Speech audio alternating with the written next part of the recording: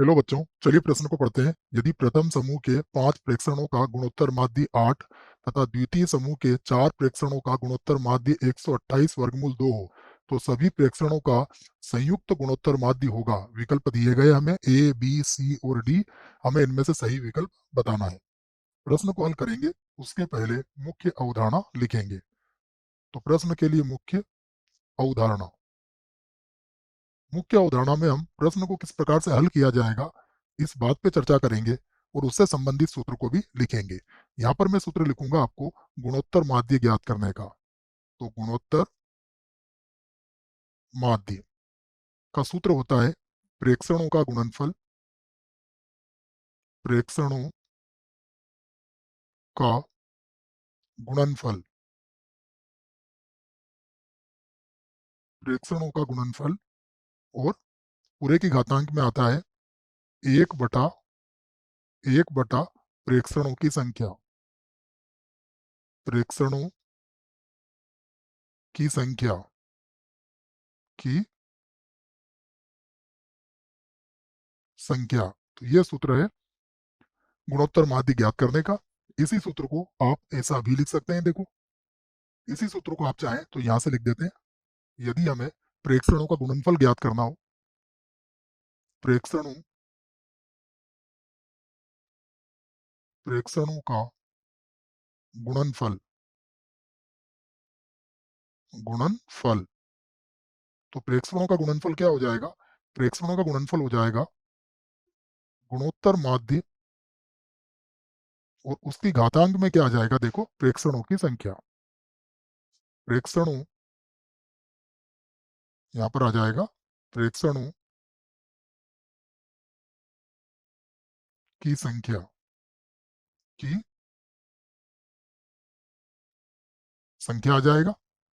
अब हमें जो दिया गया है उसकी बात करते हैं। सबसे पहले हमें दो समूह दिए गए हैं। तो प्रथम समूह में, प्रथम समूह, प्रथम समूह के 5 प्रेक्षणों का गुणनफल, 5 प्रेक्षणों का गुणनफल ज्ञात करेंगे हम। गुणनफल, देखिए, प्रथम समूह के 5 प्रेक्षणों का गुणनफल किसके बराबर होगा? जैसा आपको बताया है मैंने, गुणोत्तर माध्य क्या है इसका? इनका गुणोत्तर माध्य है 8। तो यहाँ आ जाएगा 8 और 8 की घातांक क्या बन जाएगा? 5। इसे हम समीकरण 1 बना देंगे। उसके बाद द्वितीय समूह, द्वितीय लिख लेते हैं हम यहाँ पर, द्वितीय समूह, द्वितीय समूह के कितने हैं? 4 प्रेक्षण, 4 प्रेक्षणों,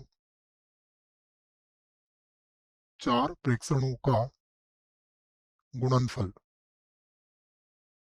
गुणनफल, देखिए क्या होगा। हमें दिया गया है इसका 128 वर्गमूल के अंदर है 2। तो इस पूरे की घातांक कितनी हो जाएगी? 4। इसे बना लेता हूं मैं समीकरण 2। अब हमें इनका संयुक्त गुणोत्तर माध्य ज्ञात करना है। तो सूत्र तो हमने लिख ही रखा है। अब लिख देता हूं मैं संयुक्त गुणोत्तर माध्य। यहां से लिख लेते हैं संयुक्त, संयुक्त गुणोत्तर, गुणोत्तर माध्य बराबर, देखिए दोनों समूहों के का गुणनफल करेंगे। तो दोनों समूह के लिए देखो, पहले समूह में गुणनफल कितना है? 8 की घातांक 5। तो ये हो जाएगा 8 की घातांक 5 गुणा, गुणा आ जाएगा 128 वर्गमूल 2 और इसकी घातांक कितनी हो जाएगी? 4 हो गई। और पूरे की घातांक अब क्या होगी? 1/, देखिए अब हमारे पास कितने अवयव हुए? 5 और 4 9, तो ये 1/9 हो जाएगी। अब हम इसको हल कर सकते हैं। तो यहाँ से फिर से लगाते हैं बराबर 8 की घातांक 5 को अगर हल करें तो ये 2 की घातांक 3 होगा, अर्थात ये 2 की घातांक 15 बन जाएगा।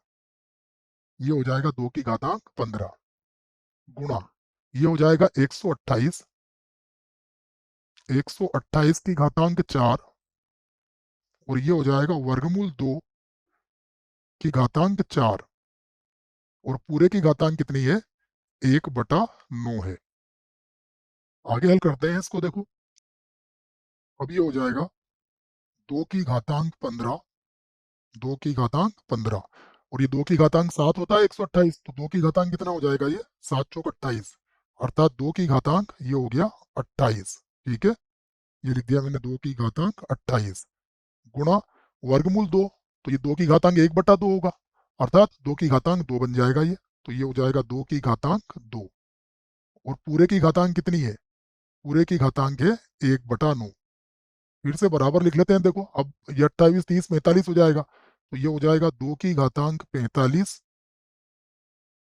और पूरे की घातांक कितनी है, 1/9 है।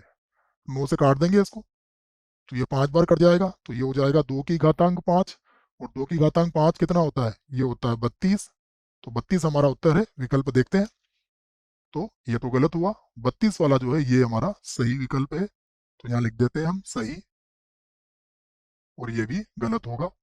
आशा करता हूँ बच्चों प्रश्न का उत्तर अच्छे से समझ में आया होगा। धन्यवाद।